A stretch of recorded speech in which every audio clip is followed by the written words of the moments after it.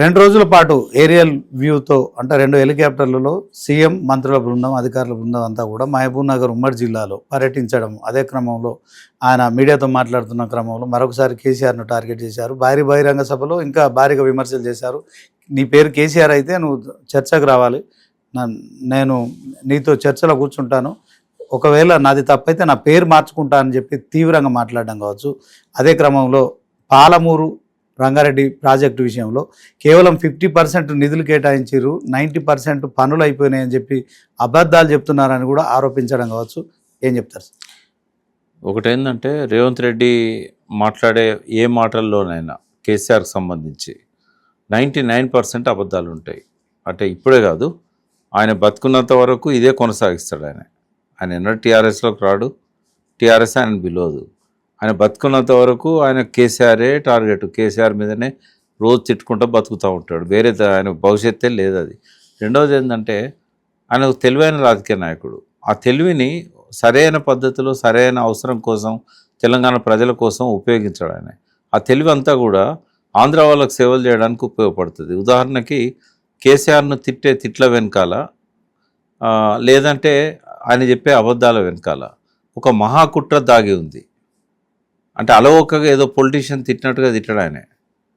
ఆ సందర్భాన్ని బట్టి పబ్లిక్ అటెన్షన్ను డైవర్ట్ చేయడానికి తను ఏదైతే ఒక కాన్స్పిరసీ చేస్తున్నాడో అది గ్రహించకుండా ఉండడానికి పరుష పదాలు వాడతాడు కేసీఆర్ మీద, కుటుంబం మీద, అన్నిటి మీద. జాగ్రత్తగా వినండి. ఆ కుట్రను ప్రజలు గమనించకుండా ఉండడానికి ఈ అబద్ధాలు చెప్తుంటాడు. రెండవది కేసీఆర్ని తిడుతుంటాడు. దీని వెనకాల కుట్ర ఏంటంటే బనకచెర్లకు నీళ్ళను తరలించడానికి చంద్రబాబు చెప్పిన అన్ని రకాల ఆదేశాలను ఆయన శిరస వహిస్తున్నాడు. ఇక్కడ ఆదిత్యనాథ్ దాసు, అక్కడ చంద్రబాబు నాయుడు. అంటే ఒక జీతగాన్లాగా వ్యవహరిస్తున్నాడే తప్ప చీమునెత్తురున్న తెలంగాణ బిడ్డలాగా, పాలమూరు బిడ్డలాగా అక్కడ ఉండట్లేదు ఆయన. ఈ పాలమూరుని అడ్డం పెట్టుకొని నేను ఎన్ఓసి దేగలుగుతున్నా అంటే మెడ మీద తలకాయ ఉన్నవాడికి ఎవరికైనా తెలంగాణ వాడికి అర్థమయ్యేది ఏంటంటే స్టేట్ రీఆర్గనైజేషన్ యాక్ట్లోనే ఇది పెండింగ్ ప్రాజెక్టు కాదు, ఇది కొత్త ప్రాజెక్టు కాదు, ఇది పెండింగ్ ప్రాజెక్టు. సమైక్య రాష్ట్రంలోనే దీన్ని మొదలుపెట్టారు. రాజశేఖర రెడ్డి దీనికి సర్వేకు ఆర్డర్ ఇచ్చాడు. కిరణ్ కుమార్ రెడ్డి వరకు వచ్చేసరికి చాలా ప్రోగ్రెస్ ఉంది, డిపిఆర్ కానీ ఇవన్నీ కూడా సర్వే కానీ. సో అందులో స్టేట్ రీఆర్గనైజేషన్ యాక్ట్లో దాని ప్రస్తావన కూడా పెండింగ్ ప్రాజెక్ట్స్ ఏవైతున్నాయో కంటిన్యూ చేయాలని ఉంది. దానికి ఎన్ఓసి ఎందుకు? రాష్ట్ర ప్రణాళిక ప్రస్తావన లేకపోతే కరెక్షన్ చేయించాలి తప్ప ఎన్ఓసి అక్కర్లేదు. ఈ ఎన్ఓసి కావాలనడంలోనే ఒక కుట్ర. అంటే చంద్రబాబు నాయుడు ఎన్ఓసి ఇస్తే తప్ప ఈ ప్రాజెక్టు ముందుకు పోదు అనేది. అది తెలంగాణ ప్రజలకు అవసరం లేనిది, అది ఆయనకు అవసరం కావచ్చు. ఎందుకంటే ఎన్ఓసిని అడ్డం పెట్టుకొని కేంద్ర ప్రభుత్వం సజెస్ట్ చేసినట్టుగా బనకచెర్లకు నీళ్ళను స్వేచ్ఛగా పోనీయాలి. అంటే గోదావరి నీళ్ళ మీద మనకు హక్కులు అన్నిటివి పోతాయి. నీళ్లు పోవు, నీళ్ళ మీద హక్కులు పోతాయి. ఒకసారి నీళ్ళ మీద హక్కులు పోయినాక తర్వాత నీళ్ళు కూడా పోతాయి.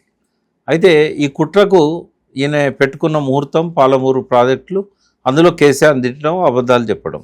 నంబర్ 1 ఏంటంటే కేసీఆర్ పీరియడ్లోనే మేజర్ వర్క్స్ అయినాయి. 90% 50% అనే వివాదంలోకి పోవాలంటే స్టాటిస్టిక్స్ అన్నీ పెట్టుకొని మాట్లాడాలి. అవి ఆయన దగ్గర లేవు, నా దగ్గర లేవు. నేనేమంటున్నా అంటే ఒక ప్రాజెక్టు మేజర్ కాంపోనెంట్స్ ఏముంటాయి?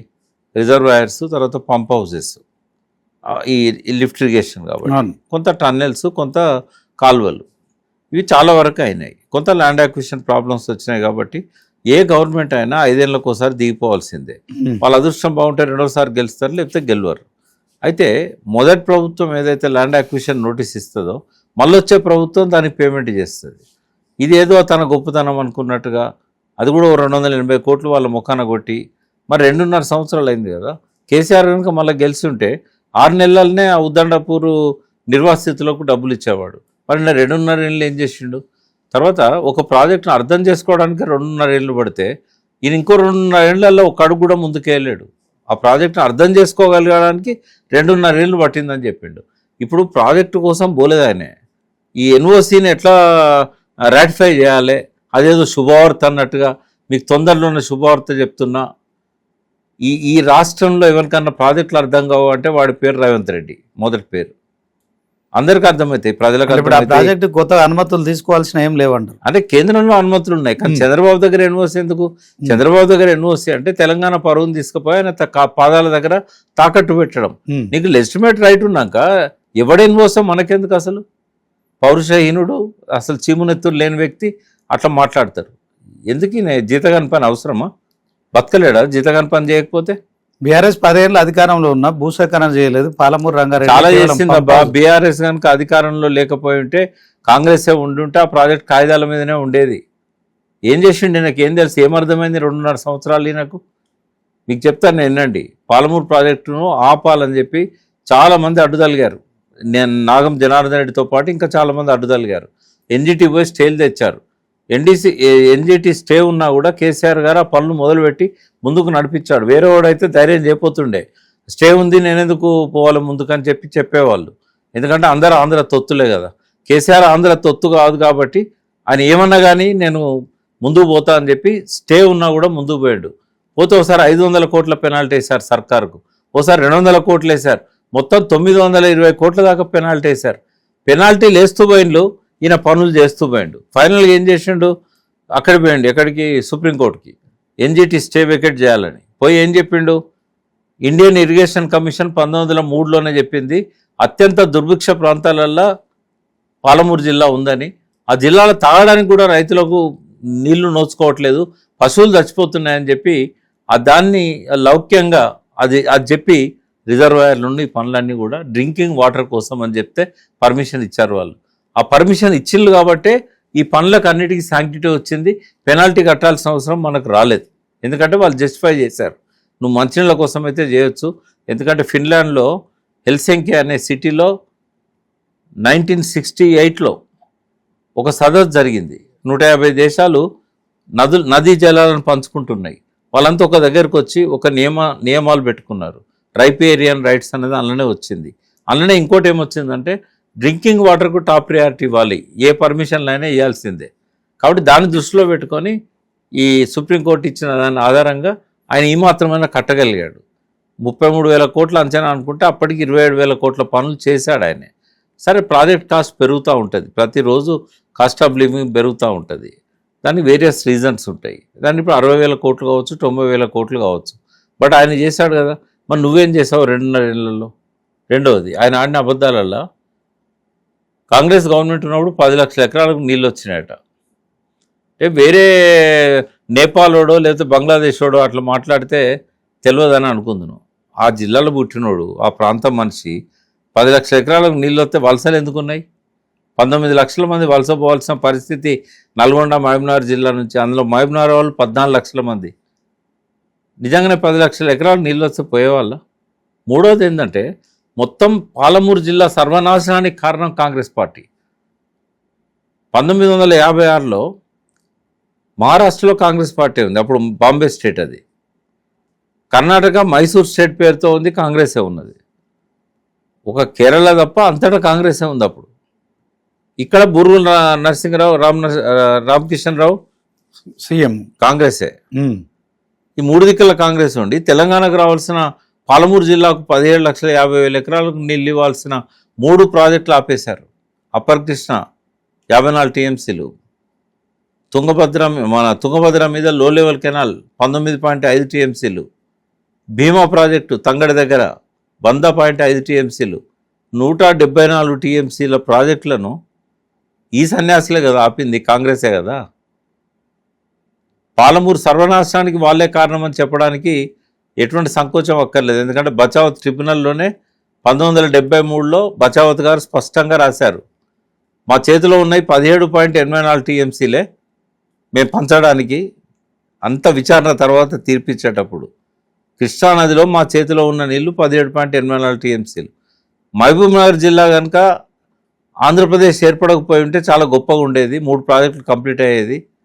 కానీ దురదృష్టం ఏంటంటే సమైక్య రాష్ట్రంలో కలిసినందుకు అత్యంత ఎక్కువగా నష్టపోయిన జిల్లా పాలమూరు జిల్లా. మేము ఈ 17.84 టీఎంసీలు మా చేతిలో ఉన్న వాటిని చాలామంది అడుగుతున్నారు, రాయలసీమ వాళ్ళు, కోస్తా వాళ్ళు, తెలంగాణ వాళ్ళు. బట్ పాలమూరు జిల్లాకు మాత్రమే మేము కేటాయిస్తాము. మేము ఒక నమ్మకంతో తీర్పిస్తున్నాము, ఈ నీళ్లను మళ్ళీ ఎక్కడికి మళ్లించారనే ఒక నమ్మకంతో ఇస్తున్నాము. అక్కడే తెలిసిపోయింది కదా వీళ్ళు ఎంత నీచులు అనేది. ఆ నీచులకు ఒక ఏజెంట్ కదా ఈయనే. అంటే వలసాధిపత్యానికి మళ్ళీ దాన్ని కొనసాగించడానికి, దాన్ని నిలబెట్టడానికి మళ్ళీ పాలమూరు బిడ్డల గోసను ఇవాళ ఆయన చిత్రిస్తున్నాడు. మళ్ళీ వలసలు మొదలైనవి, మళ్ళీ ఆత్మహత్యలు మొదలైనవి, మళ్ళీ ఆకలి చావులు మొదలైనవి. మళ్ళీ పాలమూరు 10 సీట్లలో వాళ్ళని గెలిపించినందుకు, 10-11 సీట్లలో వాళ్ళని గెలిపించినందుకు మళ్ళీ పాత పునర్వైభవం రావాల్సింది పోయి పెనుములో నుంచి పొయ్యిలబడ్డట్టు అయింది వాళ్ళ పరిస్థితి. ఆ దేవుడే వాళ్ళని కాపాడాలి. ఎందుకంటే ఎలక్షన్లకు, నామినేషన్ల కంటే ముందే నేను ఒక 10 ఛానళ్లలో వార్న్ చేశాను. నేనే కాదు, కేసీఆర్ గారు 10 మీటింగ్లలో వార్న్ చేశాడు. మళ్ళీ మీ పాత కోసం మీకు మొదలవుతుంది పాలమూరుకు, మళ్ళీ గదే వలస బతుకులు వస్తాయి. తొందరపడి మీరు ఏ కారణం చేతనైనా ఈ ప్రభుత్వాన్ని వదులుకుంటే, మీరు కాంగ్రెస్కు మళ్ళీ పట్టం కట్టినట్టయితే మళ్ళీ పాత గోస తప్పదు అని చెప్పాడు. కల్లారా ఇవాళ మనం చూస్తున్నాం. మళ్ళీ ఆయకట్టు తగ్గుతున్నది. 1,00,000 ఎకరాలకు కూడా నీళ్లు దిక్కులేకపోయి ఉండే. రాజోలి పంట మీద రైతుల మీద వందలాది కేసులు పెట్టారు, వరబందీని ఉల్లంఘించారని చెప్పి. మళ్ళీ అటువంటి పరిస్థితిని రేవంత్ రెడ్డి తీసుకొస్తున్నాడు. తెలంగాణ సమైక్య రాష్ట్రంలో పెనం మీద ఉంటే ఇవాళ రేవంత్ రెడ్డి పాలనలో పొయ్యిల పడ్డది. ఇంకా మంటల్లో నుంచి ఈ ప్రజలను కాపాడాలన్నా, ఫీనిక్స్ పక్షిలాగా మళ్ళీ ఈ ప్రజలు పైకి రావాలన్నా కూడా శ్రీరామరక్ష కేసీఆర్ తప్ప ఈ తెలంగాణ పట్ల మమకారం, ప్రేమ లేకుండా, ఏనాడు జై తెలంగాణ అనకుండా ఆంధ్ర నాయకులకు ఊడిగం చేసే ఈ సర్కార్ ఏదైతే ఉన్నదో, ఈ తెలుగుదేశం కాంగ్రెస్ రేవంత్ సర్కార్, ఈ సర్కార్లో ఏ న్యాయం జరగదు. కేసీఆర్ చర్చకు రావాలి పాలమూరు ప్రాజెక్టుల మీద అని చెప్పి బహిరంగంగా డిమాండ్ చేస్తున్నాడు. కేసీఆర్ లాగా నాలెడ్జ్ ఉన్న నాయకుడు ఎవడన్నా ఉంటే చర్చకు వస్తాడు. ఈ ఎవరు లేరు తెలంగాణలో. నా పేరు మార్చుకుంటా, పేరు మార్చుకుంటా, ఆయన పేరు మాకెందుకు, ఏ పేరు అయితే మాకెందుకు. హిట్లర్ పేరు మార్చుకున్నా కూడా హిట్లరే అంటారు కదా. ఇప్పుడు కేసీఆర్తో సమతూగి ఇరిగేషన్ ప్రాజెక్టుల మీద అవగాహన ఉన్న, మళ్ళీ చెప్తున్నా, ఏ ఒక్క నాయకుడు తెలంగాణలో లేడు. కాబట్టి ఆ నాయకుడు వచ్చినప్పుడు కేసీఆర్ వస్తుంది. ఓకే, అంటే భూసేకరణ చేయకపోవడాన్ని బీఆర్ఎస్ అధికారంలో ఉన్నప్పుడు ఎట్లా చూస్తుంది? చేయకుండా ఉంటారా? ఎంత చేసిందో చెప్పిండా? ఎక్కడైనా కూడా కొన్ని ఇబ్బందులు వస్తాయి. కాళేశ్వరం కూడా మల్లన్న సాగర్ 2 సంవత్సరాలు ఆగింది. ఎవరు అడ్డుపడ్డది? రేవంత్ రెడ్డి కదా పోయి తుపాకీ పట్టుకొని పోయి అన్ని ఊళ్ళో ఒప్పుకున్నాయి. వెంకటరామరెడ్డి గారు ఎంత బాగా చేసేవాడంటే పొద్దున 5 గంటలకు పోయి ఆ ఊర్లో ఆయన కొంతమంది స్టాఫ్ని సెలెక్ట్ చేసుకున్నాడు. ముందు ఆ ఊర్లో ఉన్న పెద్ద మనుషులతో మాట్లాడి సంయమనం తీసుకొచ్చి ఏదో ఒక పద్ధతిలో వాళ్ళ కంపెన్సేషన్ డిసైడ్ చేసి, వాళ్ళ పిల్లలకు కానీ వాళ్ళకు కానీ ఏం అవసరాలు ఉన్నాయి, ఒక్కొక్కరి ఆత్మతో పనిచేసిండు వెంకటరామరెడ్డి గారు. ఇవాళ ఆయన ఎమ్మెల్సీగా ఉన్నారు. కలెక్టర్ ఉన్నప్పుడు ఆయన చేసిన ఆ కాంట్రిబ్యూషన్ వల్ల ఒక సాఫీగా స్మూత్గా పోతూ ఉంటే ఈ రేవంత్ రెడ్డి కోదండరాములు పోయి అది ఎవరు కిష్టాపూర్, ఏటుగడ్డ కిష్టాపూర్ని ఇంకా 2-3 ఊళ్ళల్లో కూర్చొని యూత్ని ఎగేసి, 4 యువకులను ఎగేసి మీకు ఎక్కువ ఇప్పిస్తాం, రెచ్చగొట్టి ఆపింది వీళ్ళు కాదా? 2 సంవత్సరాల పాటు చచ్చిపోయిన వాళ్ళ సంతకాలు పెట్టి పిటిషన్లు వేశారు కదా. అది ప్రతిపక్షంలో ఉన్న వ్యక్తి చేయాల్సిన పని. అటువంటి నీచ స్వభావం ఉన్నోడు ఏం మాట్లాడతాడు? ఏం చేయకుండా 2 లక్షల ఎకరాలు అక్వైర్ చేస్తేనే కదా కాళేశ్వరం ప్రాజెక్టులో ఉన్న 28 ప్యాకేజీలు కానీ ఇతర ప్రాజెక్టులు కానీ. ప్రభుత్వం అనేది ఒక ప్రాసెస్.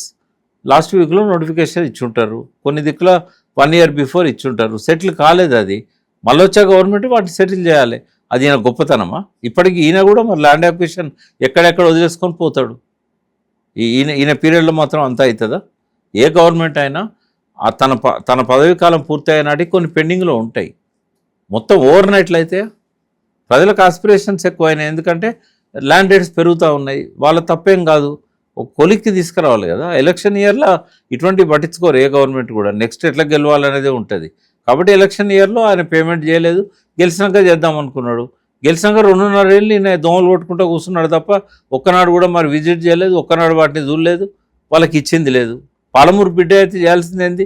మొట్టమొదటి ఫైల్ మీద సంతకం, ల్యాండ్ అక్విజిషన్ డబ్బులు ఇవ్వడం, రెండవ తెల్లారి పొద్దున్న లేసి హెలికాప్టర్ తీసుకొని మొత్తం తిరగడం చేసిండు. ఆ పని 2.5 ఏళ్ళ తర్వాత ఇంకా అడగలేదు ఆయన. పాలమూరు రంగారెడ్డి ప్రాజెక్ట్ ఎక్కడున్నది, ఏ నది మీద ఉన్నదని అడగలేదు. ఎందుకంటే దేవాదులు ఎక్కడున్నదని అడిగినోడు కదా, గొప్ప ప్రభువు కదా. మనకు సిగ్గుపోతున్నది ఇటువంటి ముఖ్యమంత్రిగా భరించాల్సి వచ్చినందుకు.